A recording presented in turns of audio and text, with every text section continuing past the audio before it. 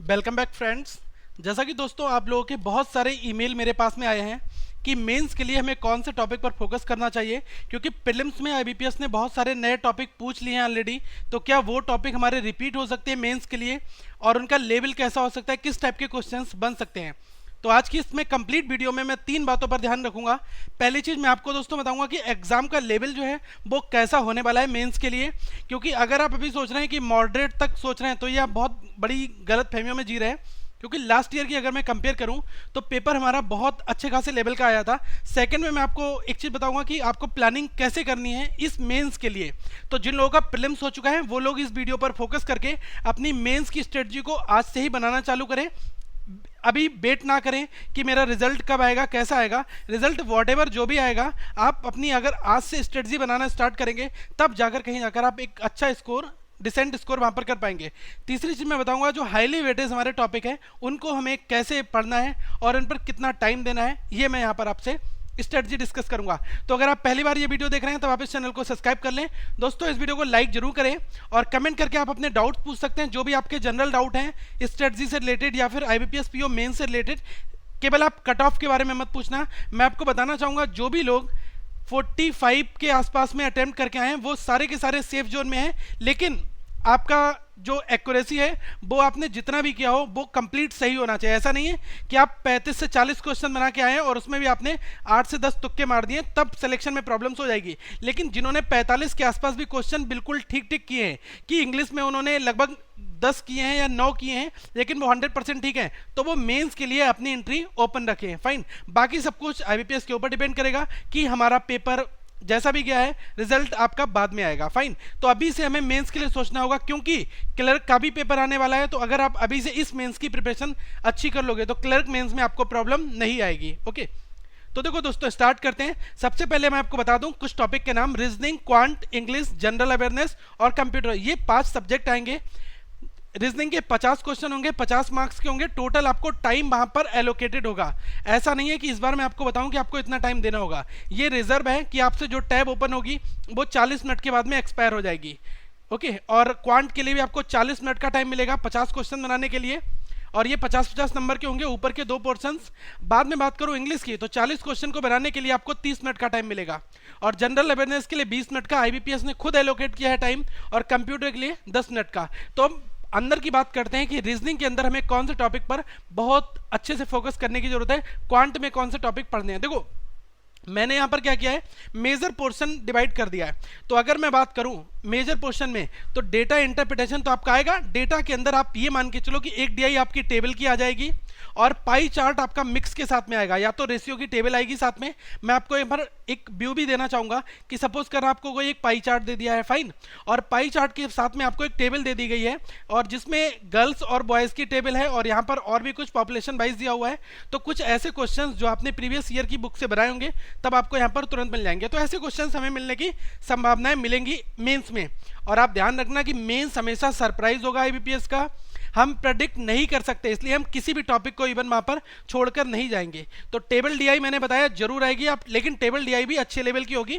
तो एक डीआई आप वो जरूर करके जाना जिसमें आता है नंबर ऑफ स्टूडेंट्स दिए होते हैं और उनके सब्जेक्ट दिए होते हैं, उनके मार्क्स दिए होते हैं, उसके ऊपर एक क्वेश्चन टेबल डीआई में फॉर्मेट में आ सकता है। मैं कोशिश करूंगा कि मेन से पहले मैं आपको ऐसे क्वेश्चंस एक बार फिर से रिवाइज करा दूं। वैसे मैं कोशिश यही करता हूं कि डीआई आपके पास हर वीक में 2 से 3 डीआई पहुंचती रहे, लेकिन इसकी फ्रीक्वेंसी मैं बढ़ा दूंगा, लेकिन आप लोगों की रिक्वेस्ट आएगी उसके बाद में। ओके, जैसी आप लोगों की जरूरत होगी उसके हिसाब से हम मेंस की तैयारी करेंगे। कुछ लोगों का कहना है कि सर आप क्लर्क के लेवल के कोई क्वेश्चन नहीं डाल लो, तो आप अगर मेंस के लेवल की तैयारी कर रहे हो तो क्लर्क बाय डिफॉल्ट इसमें एडजस्ट हो जाता है। ओके, तो पाई चार्ट हम देख लेंगे, लीनियर जो लाइन चार्ट होता है और बार चार्ट होता है, इसमें हमारे क्वेश्चन यहाँ से भी बन सकते हैं। फाइन, और केस लेट डीआई हमारी आ सकती है, जो सर्किल वाली डीआई होती है, बैंड डायग्राम वाली वो, या फिर हमसे डायरेक्ट फिगर की फॉर्मेट में यहाँ पर क्वेश्चंस पूछ लिया जाए।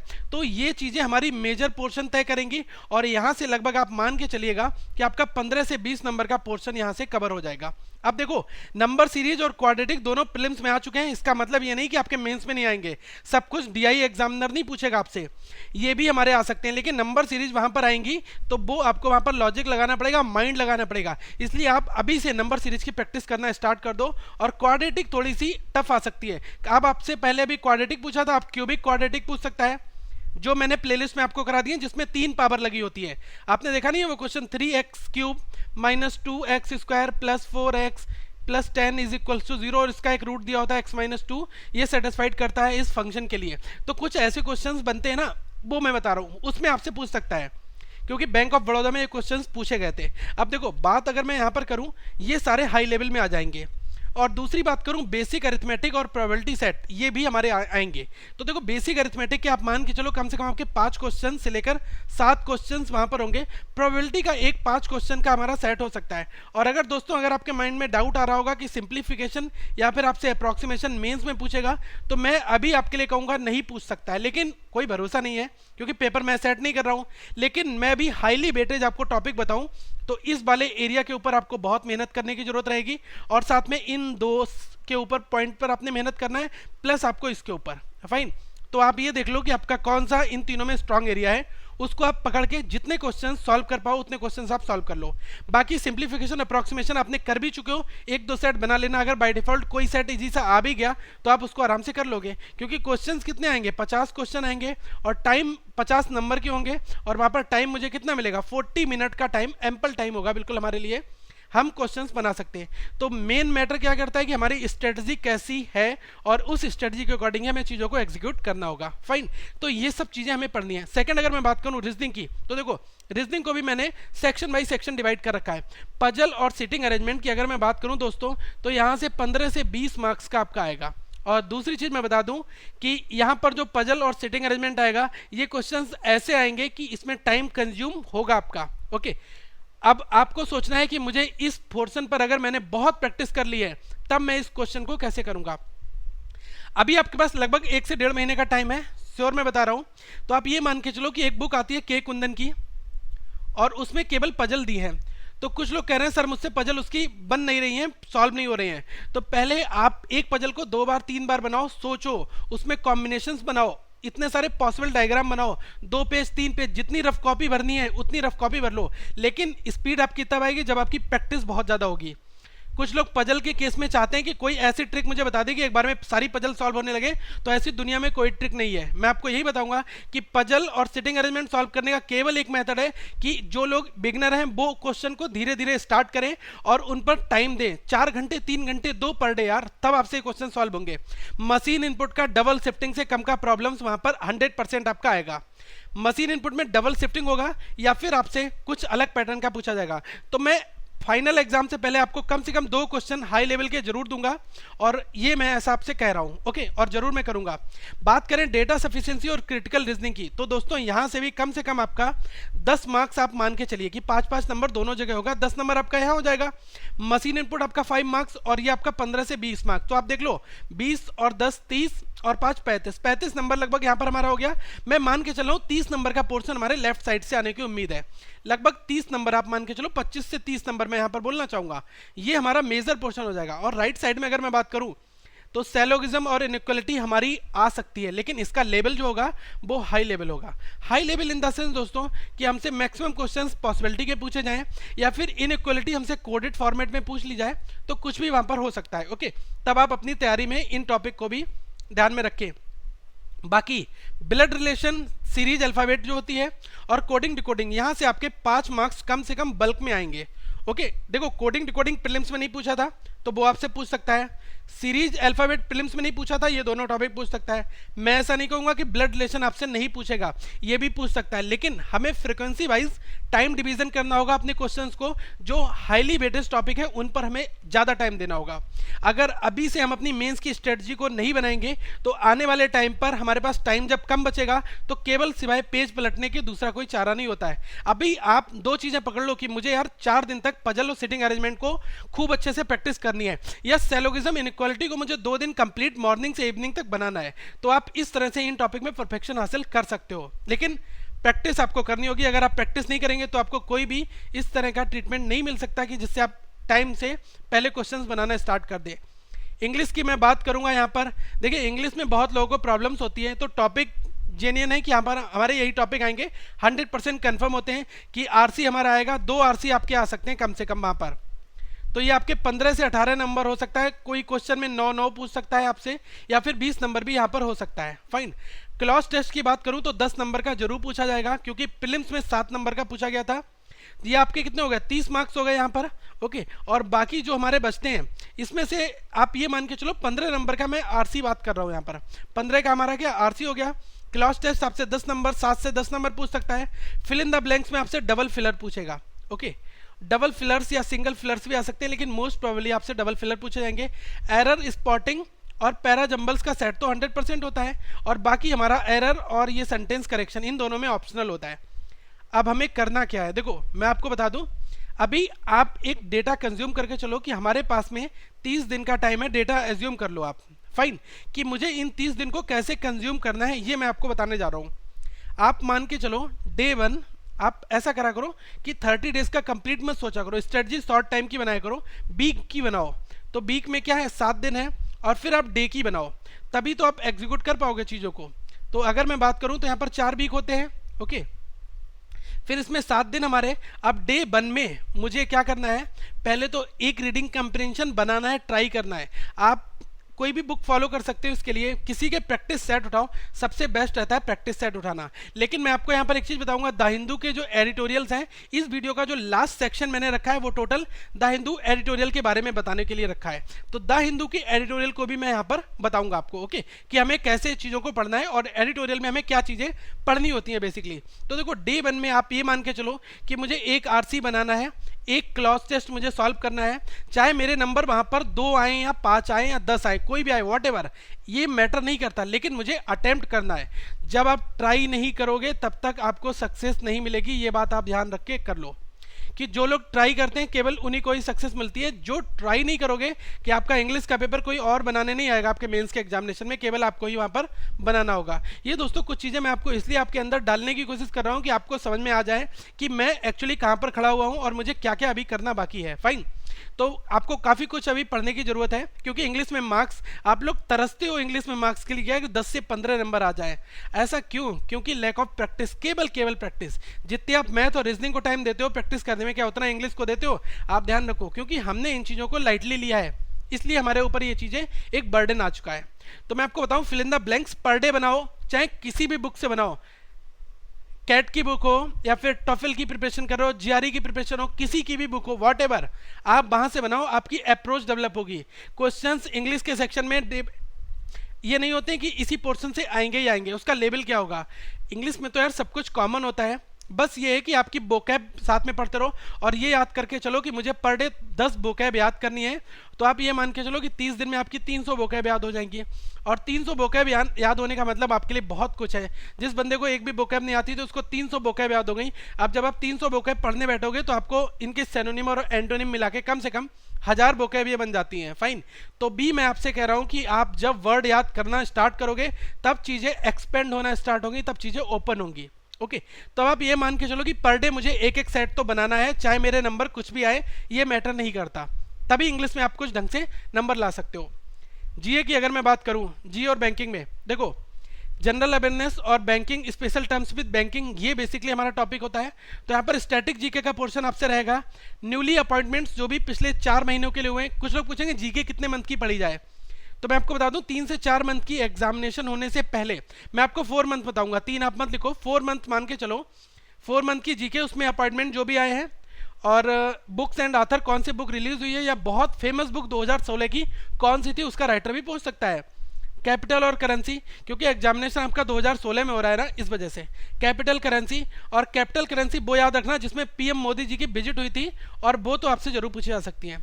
और गवर्नमेंट स्कीम्स, फाइनेंशियल अवेयरनेस की टर्म्स, ये सारी चीज़ें हमारी बहुत अच्छा वेटेज रखती हैं। लेकिन फिर भी एक मैंने कंप्लीट वीडियो आपके लिए बनाया हुआ है, ये उसका URL है u2.be/।